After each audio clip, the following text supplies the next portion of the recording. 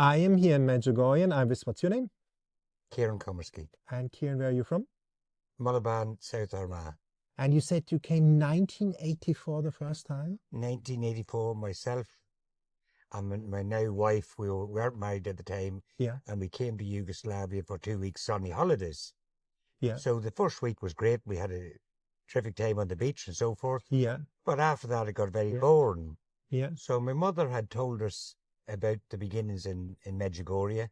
So we decided we'd head out a wee car, and we headed off the second week. Going to spend a day and a night in Medjugorje, check it out for ourselves, and see what's all happening. So we did that, and we came across the mountains. The roads weren't good at that stage, and we came across the mountains, and it was like James Bond, in and out and round, and we were in the right-hand lane, and there's big ravines. Yeah. So we eventually got here. Yeah. So arrived at St. James's as we know it now, and a gravel car park, nobody about.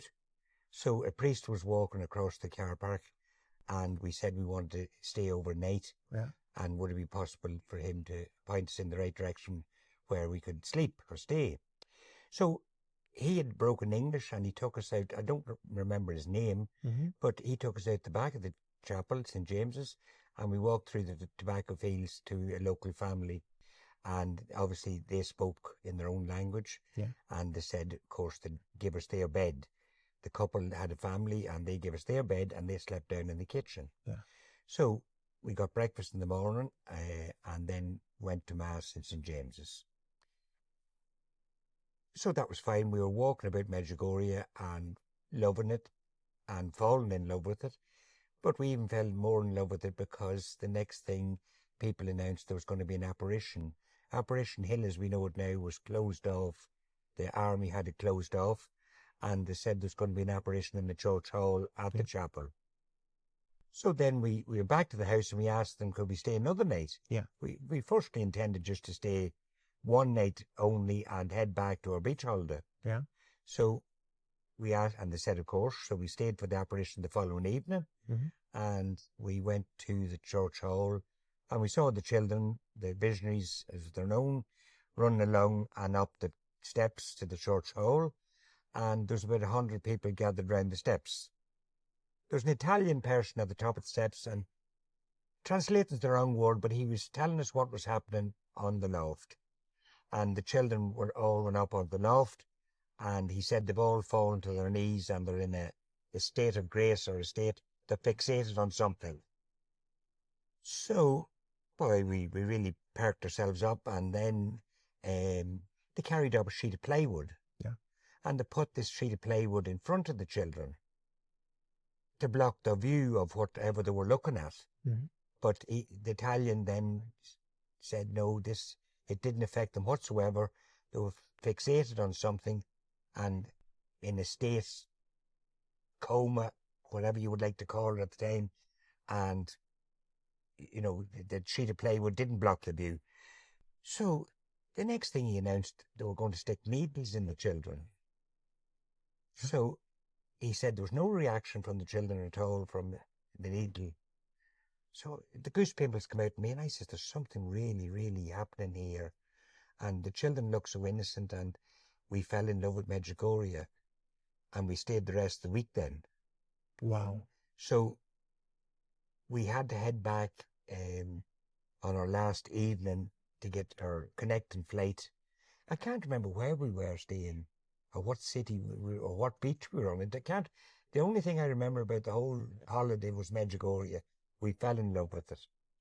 So we headed back in this wee ladder that we had hired out, and across back the mountains, and we were way up in the mountains, and the yellow light come on. We were running low on fuel, and we were up in these mountains, and big journey to make. So we could see the lights of a town away down below us. So I said to Anne that we'd get down to the town and get fuel. Down to the town. Meantime, a big storm brewed up. It was sky lighting up with lightning and torrential rain. The wipers wouldn't take it. And went down to the town, got down to the town from the mountains, and all garages are closed at 7:30, no fuel till the following morning. So then we decided we'd stay in a hotel overnight, get up early, get fuel, and head back for a connecting flight. We went into the hotel, and the guy behind the reception desk had broken English, and he understood we needed a room, and we gave him our passports, and he gave us the keys to the room. So we went down to the room, and it was sort of semi-below road level, and these veranda doors were flapping back and forward with the storm, and there was no way of latching it. So we got the chair against it and propped it up, and then the room wasn't clean or anything but clean. And Anne said, go up and see if he can give us another room. Mm-hmm. So we went back up. Meantime, there were 6 police had come into the hotel, and they were around a big round desk, and had all passports laid out. It was a communist country at that stage, and they had all the passports laid out, and they were banging the buttons on the desk and banging, and it was a wee bit scary. The storm was outside. The police had the passports, banging the buttons, the whole thing. So I asked the guy behind the desk, had he got a phone? So I phoned home to my mother. There's no mobile, so I phoned home to my mother, and I said, just take down the name of this hotel and the town we were in at the time, which I can't recall now. So she says, there's something wrong, Kieran. And I said, no, nothing wrong. I was acting the brave fella. And yet inwardly I was a bit scared of the whole setup. Yeah. So I asked him for another room, and he said, no, there's no other rooms. And I went back down and got Anne, and we said, she says, what are we going to do? And I said, we're going to drive the car that runs out of petrol. So coming fresh from Medjugorje, we started the rosary when we got into the car. And we said 2 rosaries, and we stopped praying then, but the car still kept going, and we kept going. And I think we had about a 3-hour journey to go, and it took us right back to the hotel. Unbelievable. We couldn't. So we said, this is the power of Medjugorje, and we fell in love with the whole ethos of Medjugorje and the whole thing about Medjugorje. And we've come back numerous times since, and now I'm bringing small groups out from South Armagh to Medjugorje, and delighted to do it. Mm-hmm. And you bring groups out. How can they join you if they want to come with you here to Medjugorje? You have a website, or?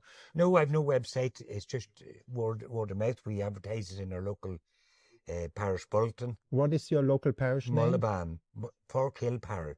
Fork Hill Parish. Okay. And Kieran Comiskey is the name, and anybody is welcome to come. And we have a terrific week. Fantastic. And what is Medjugorje for you? You fell in love with what exactly? Well, I fell in love with Medjugorje because after my first visit and the experience of the young children having the apparition, while I didn't see them, I just knew it was true, and this is genuine. There was no doubt in my head. But as life went on for me, that's 40 years ago, as life went on for me, I need an MOT, a top-up. And Medjugorje does it for me, because I just need that top-up. As the year goes on, I'll be totally honest, I wean. My faith weans a bit, and I question things, and then next year I get the top-up again, and away I go again. And that's what it is for me, an MOT.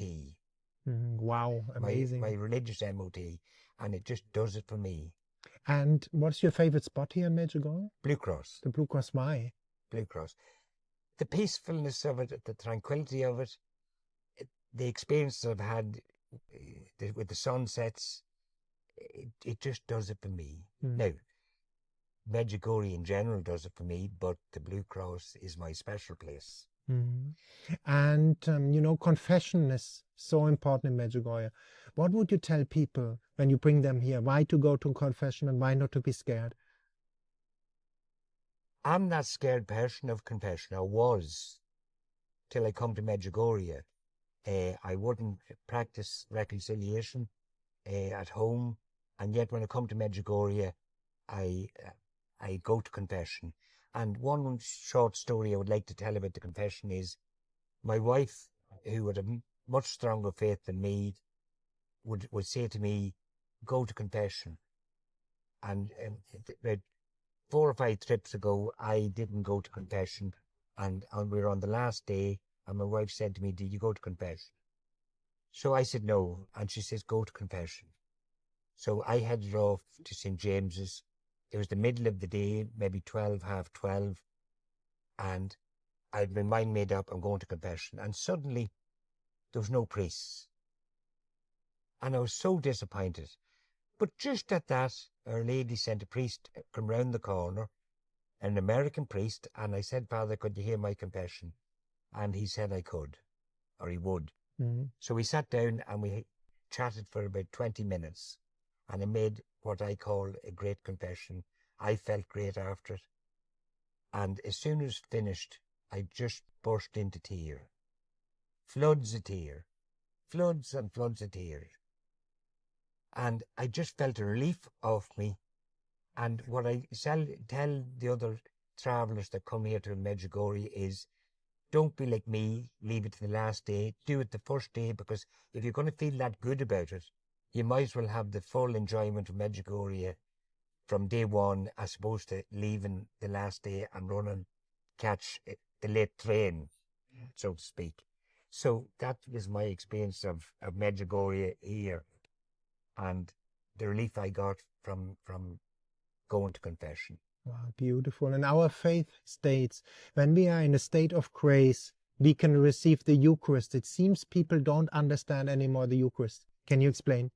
Well, I would be guilty of that because I wasn't in a state of grace, and yet I would receive the Eucharist. And, you know, I knew deep down it was wrong, but for me, reconciliation and confession wasn't that important. I would speak to God, pray to God, and tell him my sins, but I never physically went to confession. And then I started to feel guilty about it. Mm-hmm. Now I go to confession. Wow, beautiful. And you know, a lot of people think that God the Father is an angry old man with a white beard. He waits for a mistake and he can send us to hell. And it's not true. It's a wrong teaching about wrong God. Teaching. Can you explain God the Father? Well, God to me is all forgiven. We have an all forgiven God. And, you know, the theory is to confess your sins. He isn't to repent and come back. Repent, confess your sins, do your penance, and we may sin again. We're not making ourselves out to be saints or anything like that, and we may sin again. I've one other short story that happened to me last year. I said the Blue Cross was the spot for me in Medjugorje. Mm-hmm. The spot for my wife is Apparition Hill, at the Shrine of Our Lady, where she first appeared on Apparition Hill. My wife didn't travel with me last year, so I had to. She wanted her petition. She wrote out a petition, and there's only one spot to leave it. There's many places in Medjugorje to leave petitions, but there's only one spot for her, and that was at the feet of Our Lady on Apparition Hill. So the group, we all went as a group one morning early up Apparition Hill, and of course I had forgot my wife's petition. So the week started to fly around, and it was coming near the end of our trip, and I still hadn't delivered the petition of my wife. So I got up early one morning, 4 o'clock, and headed up Apparition Hill. Headed up the hill, started the rosary at the bottom, and headed up the hill to deliver the petition, as I was instructed, but any good husband would do the same, and headed off, and that was it. When I got up to the top of Apparition Hill, I had 4 decades said, and I said to say the other decade of the rosary at Our Lady's Shrine. So I was walking over to Our Lady's Shrine, and there was 6 people about. It was very early in the morning, and there were 6 people about, but they were all spread out quite a distance from the shrine. But there was one man had a bright red check shirt. I noticed him because of his shirt, and only because of his shirt, and he was quite a distance away. So I went up to the shrine, got the petition delivered, and I started to say the last decade of the rosary. Whenever, just beside me, the red shirt appeared. The man was, I don't know how he got to me so quick. So he asked me, do you speak English? And I said, I do. He says, hold out your hand. And I held out my hand. He says, I have a pair of rosary beads for you. So I said, no, I have my own rosary beads. I've got a pair. I had them in my own rosary beads in my hand. No, he says, these are meant for you. So I said, look, I have a pair of rosary. No, he says, I'm a priest. He was in civvies. He says, I'm a priest. These rosary beads are meant for you. So I took the rosary beads, not knowing what cause they were for or who they were for, whether for me, whether for somebody else. But we got back home and I was telling this person back home about the story about how I got these rosary beads. And he said to me, could I see them? Now, this chap wouldn't be a mass goer, but I was telling the stories of Medjugorje, and when I go back to Ireland, I'd be full of it and telling people about their experiences and different things. So I was telling this fella about the rosary beads, and he said, could he see them? And I said, of course you could. So I went upstairs and got the rosary beads and gave him the rosary beads, and he says, could I keep them? I said, of course you can keep them. So I then knew the destiny of the rosary beads, why I was giving them on the mountain. They were to go to a better home, and I gave them the rosary beads. Oh, so beautiful. And what is the power of the rosary prayer? Pater Pio says the weapon of our times to pray the rosary. Well, the whole, Our Lady's whole message is pray the rosary, that wars can be averted by praying the rosary. And that is so true. So rosary is the weapon. And we try to say the rosary in our house every night now. There's nights, some nights it doesn't happen, but overall, over the 365 days, we make our best attempts to say the rosary. And you made the experience that when you pray the rosary with your wife, marriage is more beautiful. As Patrick and Nancy say, they pray the rosary together and the marriage was lifted to another level. Mm-hmm. Well, it definitely helps our marriage, and, you know, I can't speak for anybody else, but it helps our relationship. It helps our whole... The family prays together, stays together, and it just helps your whole life in general. In which way does it help? Just you feel better when you've said it. It's so easy not to say it. Yeah. You know, and there is nights that I would opt out, but in general, you feel much better when. And it's like going to a wake. You can make excuses not to go to it, or but when you do go to it, you feel better for having done it. Yeah. So be the rosary that, you know, it's a big plus factor. And what would you tell people? A lot of people search for a happy marriage. Is there a secret, or what would you tell people, younger people, as an advice? Oh, I'm the wrong one to give advice on a happy marriage. But I've been lucky in life, and lucky with my wife, and my wife has great faith, much stronger faith than I, but she keeps me on the right track too. So I'm very lucky in life. That's beautiful. I think that's it too. If you have a Catholic wife, she keeps you, one another keeps on the right track. That's so beautiful what you say. And did you knew that when you met your wife, this woman is from God for me? Oh yes, first time. First time. You knew it in the heart. It's a knowing in the heart. I knew it. Beautiful. And you know, our faith is a personal relationship with Christ. And how can people have that personal relationship? You see, have that peace, that joy. How can they have that? Well, I haven't got that. I have peace, but I haven't got. I'm still searching. And I shouldn't be, but I would be jealous of people that have that ultimate relationship with Christ. And I'm still searching for that myself. We are all a work in progress. And do you make also that experience when you live in the intention, thy will be done in my life, as said in Our Father, that you're more in peace, more in joy, more calm? Yes, definitely. Same. Yeah. A lot of people say that. Me too. Yeah. Thy will be done. And you made the experience when like challenges come, that it's a hint by God, problems, to just hand it over to him. And you made the experience when you hand it over, when you surrender it, that everything becomes easier, the solutions come? Well, I'm especially good at praying if I have a problem. That I pray very, very earnestly and very truthfully, you know, as we all do. It's all we have at the end of the day when trouble hits your door. And I have no trouble. But just some wee problem and you want to get over, you need help with, you know, when you talk to him. He helps. He delivers. It's a living God. Oh, it's a living God. Who's with us all the time. Definitely. And at the end, what would you tell people? Why come to Medjugorje one time? Come and experience it for yourself. Everybody gets something out of Medjugorje. Some people get big achievements, other people get little achievements, but everybody goes home a better person. And that's from my own experience and from pilgrims that come out here to Medjugorje, and the people you meet while you're here, and the stories they have and the troubles they have makes your troubles seem so minimalistic. You know, it's not trouble at all. So you meet great people, and it's just a lovely place, and it's a wee piece of heaven on earth, as a lot of people describe it, as a small part of heaven on earth. And you came 1984. You saw all the evolution of this place. Did the spirit change? Did it change a lot? Oh, it's changed drastically. It had to change. The hundreds of thousands of pilgrims and millions of pilgrims that are coming here need accommodation. They need food outlets, you know, and so forth. So it had to change. Life doesn't stand still anywhere, and if you're going to have that amount of people coming to your small town, it's got to expand. So while you mightn't be always in agreement, the simplicity was the first thing that hit us in 84.